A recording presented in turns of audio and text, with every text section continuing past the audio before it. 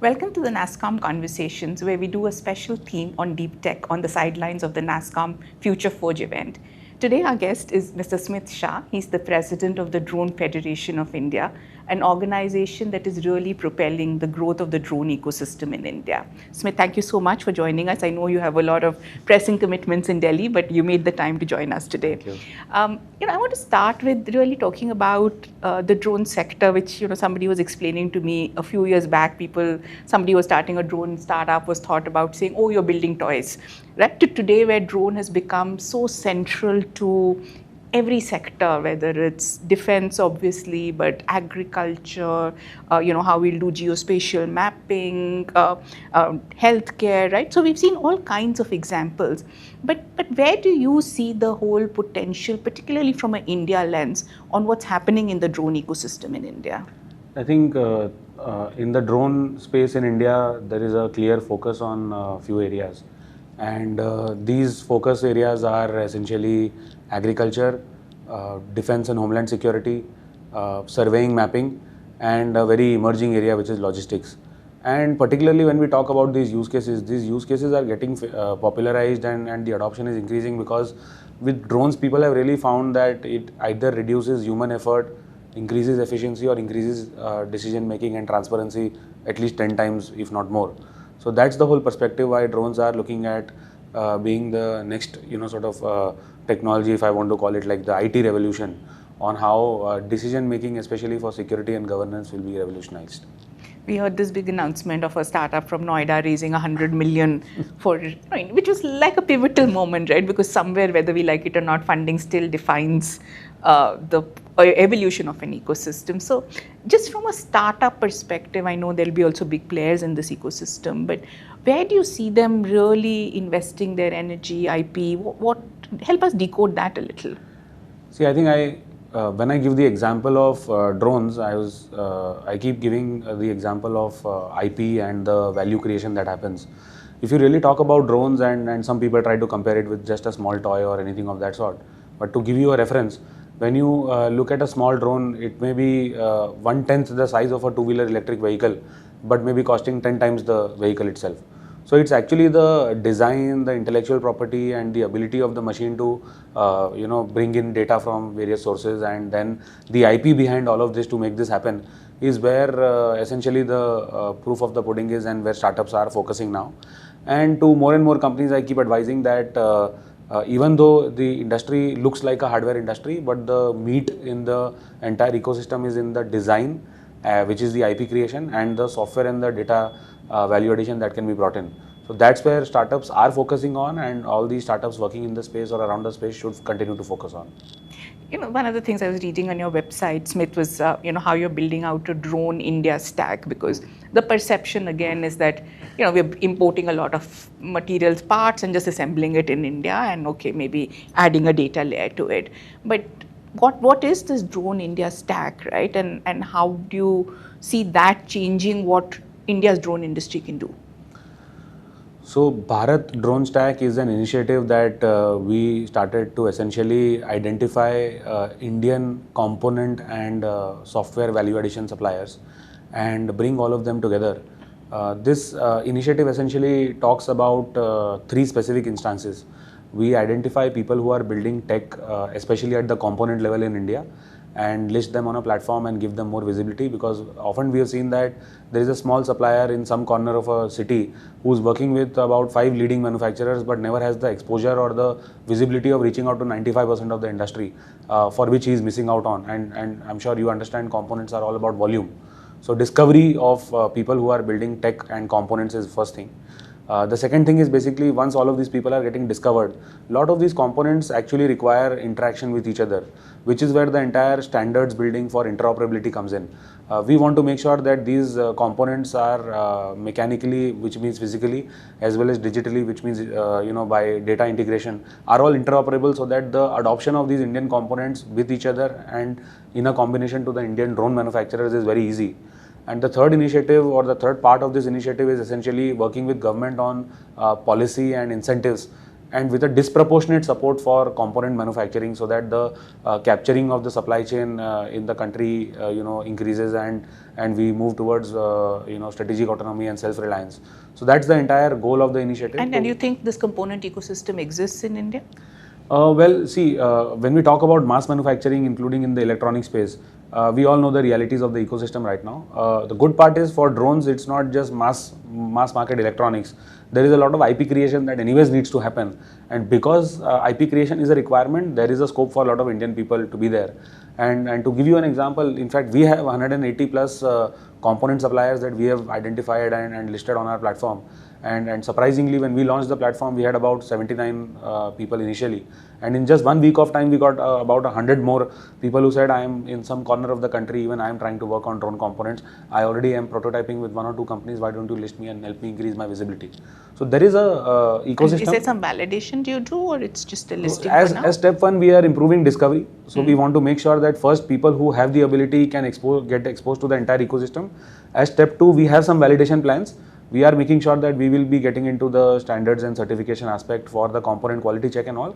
But I think for any new industry, rather than burdening them with compliance, it's important to increase their discovery first and then work on compliance and quality. No, I think that's a great point, because we all assume that they don't exist in India, so get it from whichever market that you want to get it from, right? So I think the work you're doing is incredible. In fact, I'll give you an example. When we were talking about indigenization and components in the country, we would often get laughed down by saying nothing in hardware is made in India. And this initiative started in just one line, saying that let's just figure out how many people are doing this in India. And to our shock and surprise, we got about 79, 80 people. And then when we launched the website, in about just 1 week, we got 100 more. So even sometimes, something that exists needs to be listed and made discoverable, so that the truth or the aspirational truth can come, much faster. It's very important to tell the story, right? And I think that's the role of associations. Coming back to policy, right? And I'm sure one key part as a nasscom for you has also been about working with central, state governments, ministries, on looking at how do you not just address current challenges in the policy ecosystem, but build that vision of what lies ahead. What are your top 2-3 policy priorities from a drone ecosystem perspective? So when we talk about our policy priorities, essentially we channelize all our policy priorities with the focus of building IP in India and working towards a design, development and an export ecosystem from India, of course for India and for the world. So all our policy initiatives are channelized especially in this sort of high level objective. And currently the 2-3 issues that we are chasing is basically the incentivization and promotion of domestic content and indigenous manufacturing. And the second most important thing that we are working on, it's not a policy intervention but still requires government intervention, which is the demand scaling. Like many other technologies in the drone space, what happens is about 65 to 70% of the customer is government or government led. Which is why for creating a very large adoption, what we need to bring in is the central ministries and various state departments and PSUs to essentially adopt this technology and then scale it further. So that's some of the areas that we are working on right now, apart from many small operational issues. But do they offer any specific incentives for the drone industry in India? So I think when we talk about incentives and adoption, I think the thought process is to do manufacturing and design related incentives for the tangible hardware and some of the software that goes on top of it. And from the adoption perspective, I think it is just bringing in adoption of drone technology in program level and scheme level interventions of various ministries and states. I'll give 3 examples for this. Till quite some time back, when National Highway Authority of India was making national highways across the country, sometimes it would just pop up that a manual report had the same photo of the same 1 kilometer that is being made 10 times. Now what happens with drone technology today is that while land acquisition, construction progress monitoring, as well as for operation and maintenance after the highway is made, by the way, the contractor is only paid money after he submits a drone survey. And now the drone survey data, you cannot fudge. It's a centimeter level accurate 3D geospatial data, which is very difficult to create some obnoxious features on that. And plus it is geotagged. So it is spatially located on the map of the country. So these are some of the examples where drone technology is made mandatory. Government is not directly spending on adopting the technology, but it is now part of the minimum compliance. I'll just give one more example. Some time back, we would have all heard that there was a lot of stopping to the mining activities in one of the states, Goa. what happened is a lot of mines there had violated their lease boundaries, and suddenly the environmental activists came in and they said, everything is being mined across, forest parts and all, and suddenly, High Court and Supreme Court came in and they brought about a stop. But these lease boundary violations don't happen in a day, or they don't happen really in a week.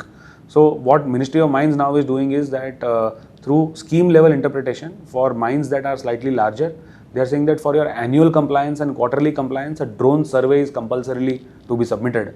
Now suddenly you have again geospatial data with centimeter level accuracy mapped by a government approved lease boundary, which clearly by evidence shows whether you are mining in the region that you have been allotted to or more.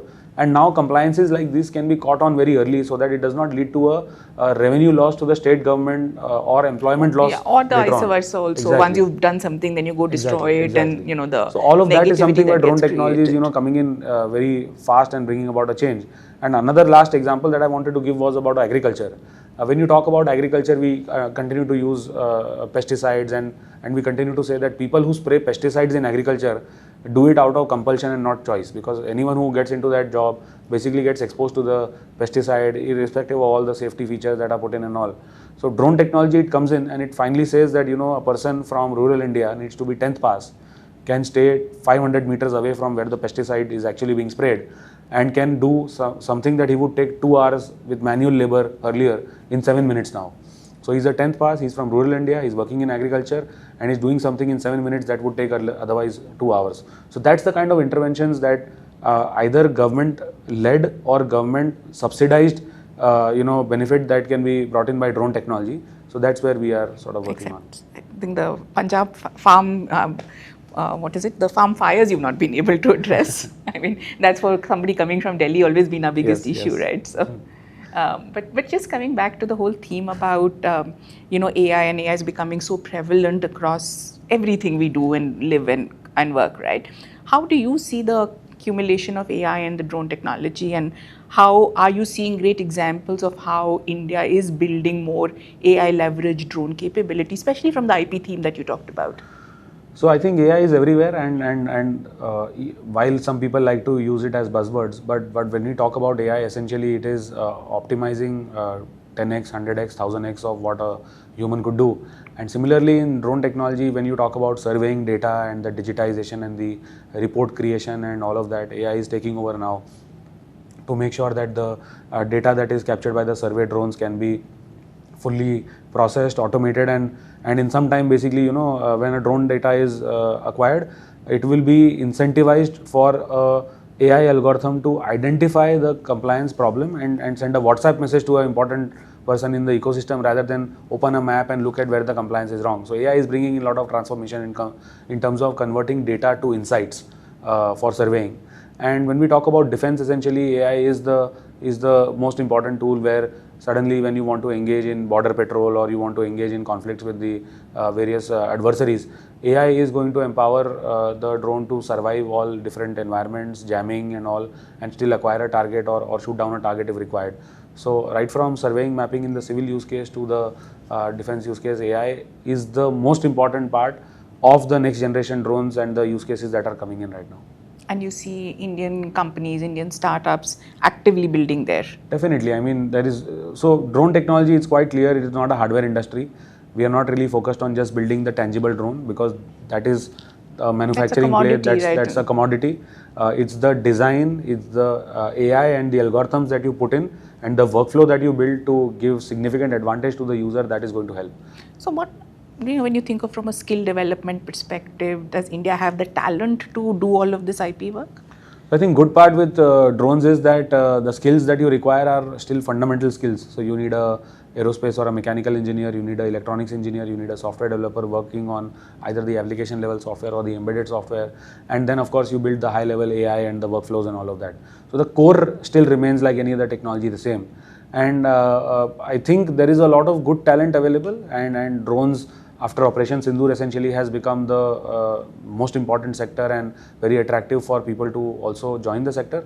So definitely there is talent, and we have to tap more and more talent that is coming out of IITs as well as all the non-IIT engineering institutes The good part is that it is still core hardware and core software, so that talent anyways exists in India. I think in many of the college competitions, the winners are always some kids who are building drones, right? I think that's something we've seen very often. So, and in fact, you mentioned about college competitions. One of the ways to discover top talent in our ecosystem is that we've launched a student competition where about 3,500 students are participating to build swarm drones for precision agriculture and disaster management.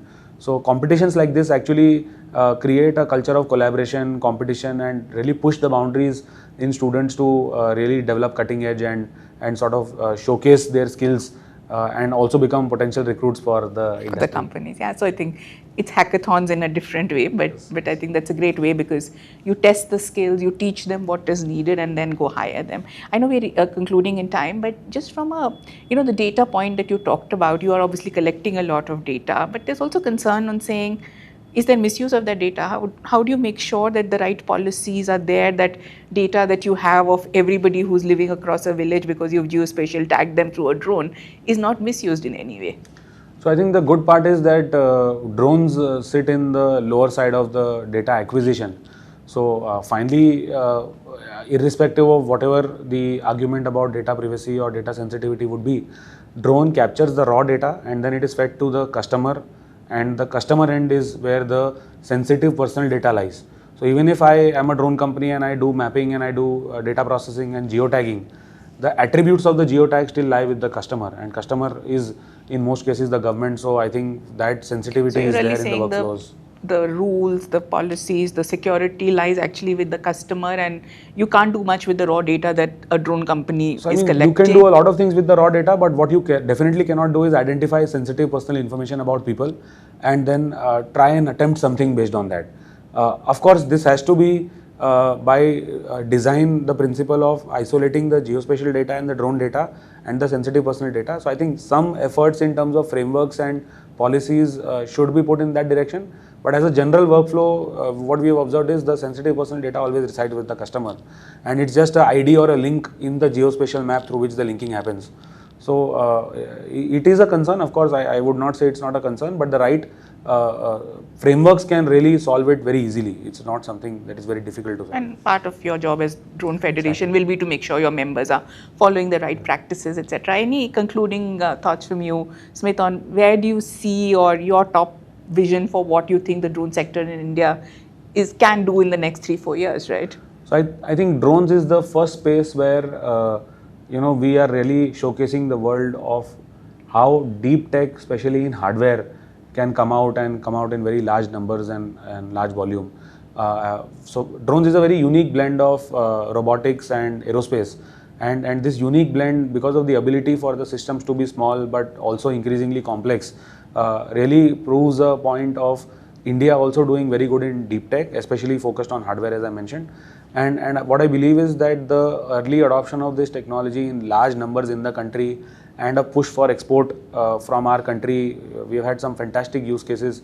All of this showcasing to the world will really showcase the world that India is not just a software leader, but is increasingly also becoming a hardware and a deep tech sort of leader. And drones is one of the examples that is very clear to showcase to the world from our country. No, very well articulated. I think as NASScom, when we talk deep tech, we always use drones as an example where I think India has shown its leadership. We have a long way to go as in every other sector, but clearly we are competing with the best in the world. So that's wonderful, and thank you so much for the work you're doing, Smit. Really appreciate it. Thank you. Thank you so much.